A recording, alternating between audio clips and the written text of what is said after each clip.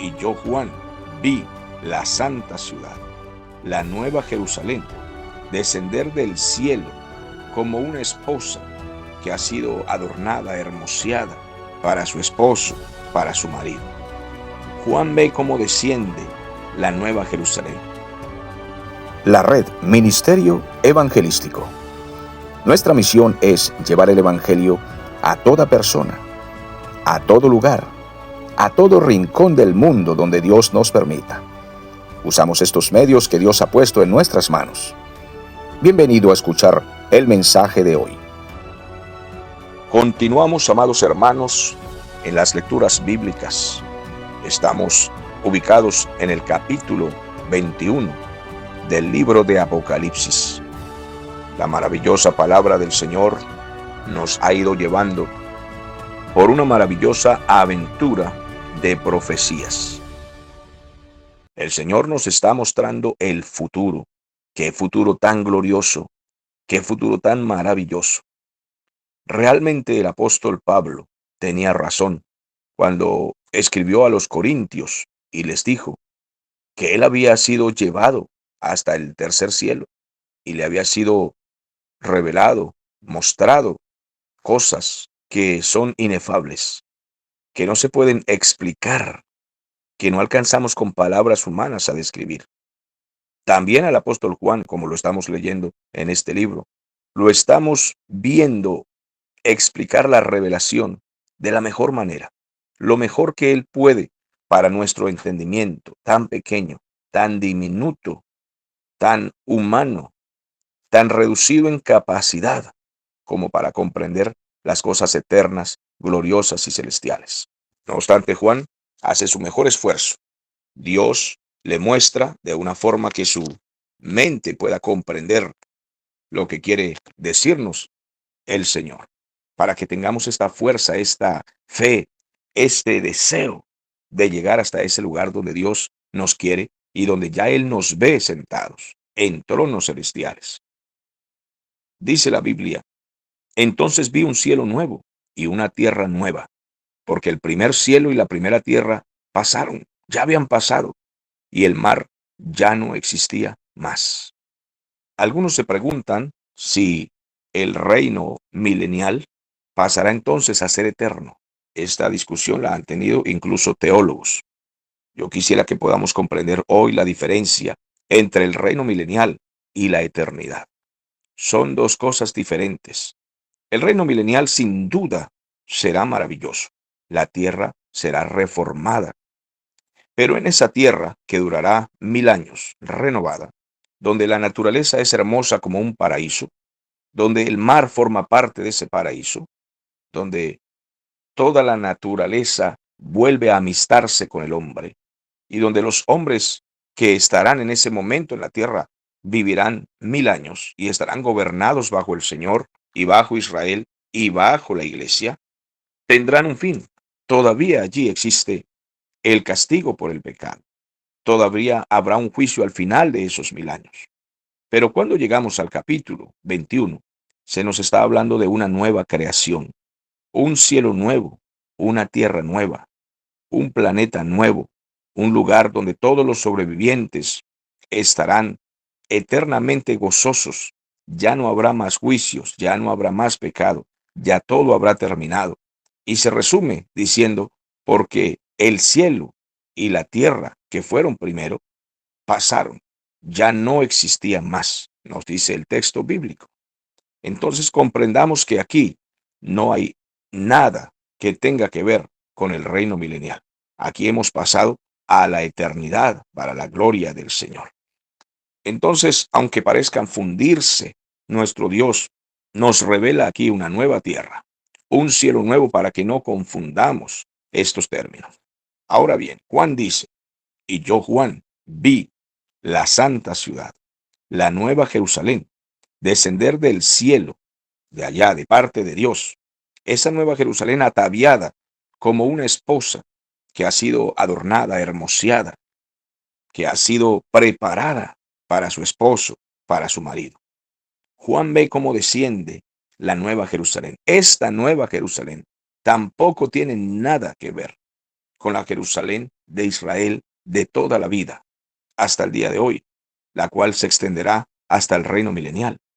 Aquí estamos hablando de una santa ciudad cuyo arquitecto es Dios y la hizo en el cielo. Es la nueva Jerusalén, la capital del mundo, una nueva creación, dispuesta, adornada, con muchas perlas preciosas y oro y decorada de forma maravillosa, donde la iglesia habrá entrado por mandamiento del Señor, tiene el privilegio de entrar. Allí Juan ve la nueva Jerusalén, tomada, habitada por los creyentes, por la iglesia, como una esposa ataviada para su marido. La Biblia nos dice que desciende, pero no nos dice que llega hasta la tierra. Total que algunos eruditos prefieren pensar, yo también lo creo, que ella queda flotando en un lugar en el espacio, obviamente cerca de la nueva tierra, y allí habitarán los creyentes, la iglesia, que durante tantos años fue procesada, sufrió, obedeció, tropezó, pero que es la esposa cuidada y protegida para que al final habite la nueva Jerusalén. Podemos notar que en este mismo capítulo, revisando el versículo 9, también el versículo 12 y el versículo 24, se hace una diferencia entre la iglesia, Israel y los gentiles. Revisen conmigo allí. Vino entonces a mí uno de los 7 ángeles que tenían las 7 copas llenas de las 7 plagas postreras, y habló conmigo y dijo, ven acá, yo te mostraré la desposada, la esposa del Cordero. Entonces el ángel le dice a Juan, ven, te voy a mostrar. Y allí le muestra la nueva Jerusalén, habitada por supuesto por la iglesia. Pero en el versículo 12 dice que en esta nueva Jerusalén hay un muro alto que tiene 12 puertas, y en las 12 puertas hay 12 ángeles, y allí hay nombres inscritos, y esos nombres son los nombres de las 12 tribus de los hijos de Israel. Entonces se hace una diferencia entre la iglesia y las 12 tribus de Israel, porque a Israel se le hizo promesas independientes que eran para ellos. Pero aquí vemos que Israel tiene acceso, puede entrar libremente a la nueva Jerusalén, tranquilamente puede entrar, pero se está haciendo la diferencia. En el versículo 24 vemos, y las naciones que hubieren sido salvadas andarán a la luz de ella, y los reyes de la tierra traerán su gloria y honor a ella. Entonces, Israel y las naciones que habitarán la nueva tierra y que podrán disfrutar de la nueva creación, tienen acceso, tienen entrada a esa nueva Jerusalén donde habita la iglesia. Las puertas de esa ciudad estarán abiertas de par en par para que todos los salvados puedan entrar libremente. Pero vemos que por la eternidad hay una diferencia entre estos 3 pueblos. Los gentiles de todas las naciones que fueron salvados, pero no alcanzaron a formar parte de la iglesia de Cristo, porque se salvaron en la gran tribulación. Los israelitas, que también fueron rescatados y salvados y se les entregaron las promesas en el reino milenial, y la iglesia de Cristo que ya había sido arrebatada y salvada. Entonces, esta es la diferencia que se hace por la eternidad. Debemos tenerlo en cuenta porque hoy en día, pues hay quienes dicen que a Israel ya no se le van a cumplir las promesas que Dios le dio y que la iglesia ha suplantado a Israel. Y también suelen decir que las naciones salvadas en la gran tribulación son la misma iglesia que ha pasado por el tiempo del dolor y de la ira. No sé cómo pueden mezclar estas cosas y fundirlas así, pero nosotros seguimos leyendo en la Biblia la diferencia, la distinción que hay. Entonces dice Juan, y oí una gran voz del cielo que decía, el tabernáculo de Dios está ahora con los hombres. Él morará con ellos serán su pueblo, y Dios mismo estará con ellos como su Dios. Aquí nosotros estamos viendo una voz del cielo, entendemos lógicamente que es la voz de Dios, que está hablando a Juan y le dice que ahora el tabernáculo de Dios está con los hombres y que Él morará con ellos. Ellos serán su pueblo y Él su Dios y se gozarán eternamente en una comunión íntima con Dios que no podemos imaginar. Es decir, aquí yo no puedo describir con claridad, solamente trato de describir lo que Juan nos está diciendo y lo que Dios le está revelando a Juan. Pero yo no puedo explicarles cómo será el gozo y la felicidad de tener una comunión plena sin interrupción. Porque aquí en la tierra tenemos un gozo que sobrepasa todo entendimiento, una paz que sobrepasa todo entendimiento. Pero en la tierra que tenemos esta comunión con Dios por su Espíritu Santo, tenemos muchas interrupciones. Las vicisitudes de la vida, los tropezones de la vida, las tentaciones de la carne, las responsabilidades que tenemos que cumplir terrenales. Somos padres de familia, esposos, y estamos limitados por tiempo, espacio. Aquí en la tierra debemos tomar taxi, se nos hace tarde. Tenemos discusiones humanas que no deberíamos tenerlas, pero las tenemos. Son cosas terrenales que nos limitan. Pero allí, entonces, no habrá ninguna. Habrá una comunión plena entre todos nosotros y nuestro Dios. Pero no solamente de manera colectiva, quiero decirle que de manera personal, usted tendrá su comunión cercana e íntima con Dios en la eternidad.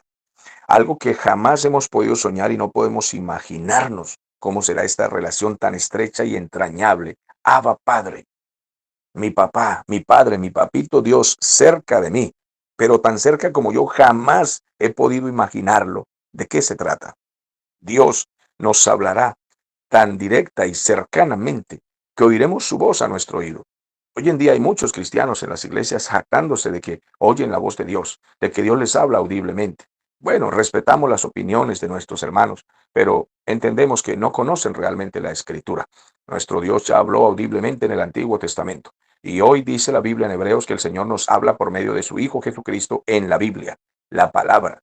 Él nos está hablando allí. Y no nos habla como habló a los profetas de manera audible. Él nos habla porque ya quedó escrita la Biblia. Esa es su voz para nosotros. Y Él nos habla por su Espíritu Santo dentro de nuestro pecho. Cuando Él nos hace sentir que algo está mal. Cuando Él nos está guiando como un semáforo que prende una luz y dice por ese camino no vayas. Pero no es una voz audible.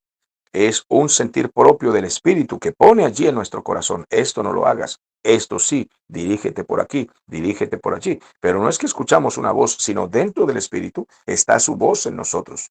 Y Él nos guiará toda verdad y toda justicia. Nunca nos guía a nada que esté fuera de la palabra del Señor. Por eso cuando los hermanos forman semejantes espectáculos, a veces horribles, que ridiculizan el Evangelio en los cultos y dicen que el Espíritu Santo está haciendo eso, nosotros inmediatamente salimos a la palestra diciendo, no, eso no es del Espíritu, porque eso no está en la palabra. Eso, esa irreverencia, esa falta de respeto hacia Dios, hablando y diciendo, incluso hasta profetizando cosas que son herejías contra la palabra del Señor, eso no es de Cristo. Pero allí entonces, en la eternidad, tendremos una comunión plena. Muy cercana se acabarán todos estos tropiezos humanos. Y por eso nos dice el texto siguiente, y enjugará Dios toda lágrima de los ojos de ellos, y ya no habrá más muerte, ni habrá más llanto, ya no habrá clamores, ni oraciones, ni vigilia, ya no habrá esto, no habrá dolor, no habrá angustias, no habrá tropiezos, porque todas las primeras cosas, todo el dolor, toda la angustia, todo lo humano, todas las primeras cosas pasaron, se fueron.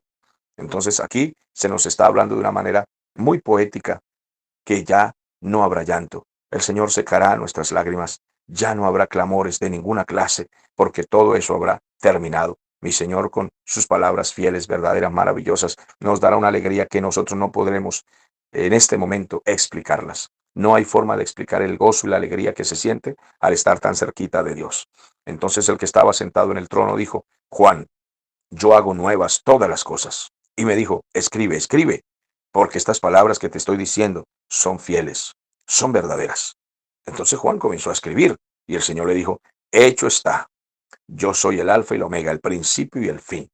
Y al que tiene sed, le daré gratuitamente de la fuente del agua de la vida. Qué maravilloso. Juan, yo hago nuevas todas las cosas. Este estado eterno maravilloso, donde Dios cumple todos sus propósitos, todo lo que Él había prometido será cumplido. Y nos daremos cuenta y diremos en ese momento, por la gracia del Señor estoy aquí. Y no solo esto, sino que además diremos, Señor, valió la pena. Todo lo que sucedió valió la pena. Los dolores que sufrí valieron la pena. Ya no son nada, ya no significan nada para nosotros, porque ahora gratuitamente podemos beber el agua que produce alegría. Diariamente tendremos la palabra del Señor, que es la fuente. Diariamente tendremos una palabra que ahora disfrutaremos, porque hoy en día la mayoría de los cristianos que asisten a las iglesias no leen la Biblia, la mayoría no la estudian, porque incluso les aburre y cuando llegan a una página difícil que no la comprenden o que les parece insignificante, les aburre leer la Biblia. Pero allí en la eternidad, La palabra de Dios será para nosotros una alegría continua, un disfrute continuo. Para nosotros será una alegría escuchar la palabra del Señor. El vencedor heredará todas las cosas. Yo seré su Dios y él será mi hijo. Esto es algo muy personal, la herencia que Dios da a cada uno. Repito, no de manera colectiva, sino también de manera personal, entre padre e hijo. Tú y yo, ha dicho el Señor, como ya lo hemos mencionado. Ahora será de tú a tú.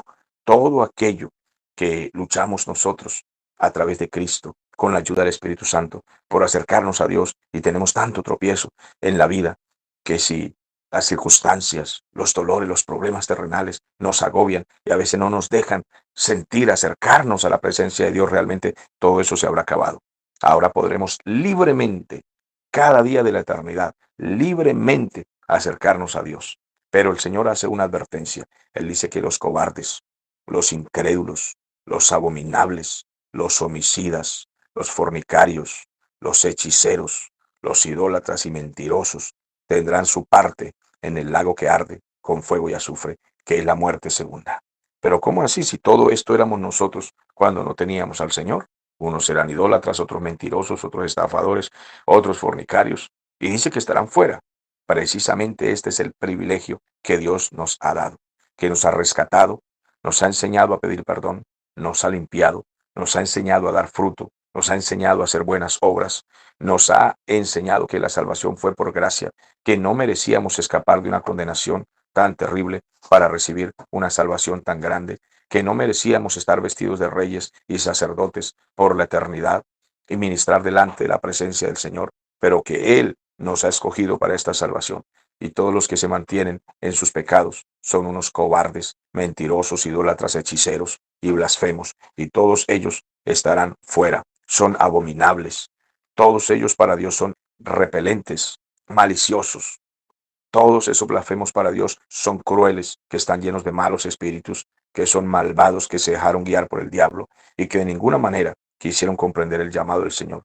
Y es que el ser humano no puede entender el llamado del Señor si no es porque el Espíritu Santo lo convence. Total que nosotros estamos aquí viendo que nuestro destino final es la gracia, la eternidad, una salvación maravillosa que no merecíamos y no entendemos cómo pudimos obtenerla si no la merecíamos y no la estábamos buscando. Se llama gracia infinita y gracia absoluta, gracia soberana. El Señor quiso salvarnos y punto. Yo no lo merecía, pero no solo fui salvo, sino que el Señor me dio autoridad para hablar su palabra como ministro de Dios. Eso no puedo comprenderlo. ¿Por qué a mí? No lo sé. Se llama gracia soberana. Pero a otros el Señor los dejó en su pecado, porque eso era lo que ellos merecían. Ellos desearon el pecado, lo anhelaron y blasfemaron a Dios voluntariamente. Y el Señor simplemente los dejó por fuera. Él aplicó su justicia, pero en nosotros aplicó su misericordia y también su soberanía sobre todos. Así de que estamos agradecidos con el Señor. Hemos leído los versículos 1 al 8 y nos damos cuenta que por la gracia de Cristo estamos aquí. Él merece en este día un aplauso, la gloria, la honra, la alabanza de su pueblo, y que todos nuestros amigos vengan a los pies de Cristo y puedan ser salvos, puedan pedir perdón, puedan arrepentirse y puedan comprender que por la gracia del Señor tenemos esta palabra y no solamente la tenemos, podemos entenderla. Nos vemos en la próxima ocasión. Estimado amigo, usted ha escuchado el poderoso mensaje del Evangelio de Jesucristo. Esta es una gran oportunidad para que pueda pedir perdón por sus pecados. Sin duda el Señor le perdonará. Gracias por continuar con nosotros y por escucharnos.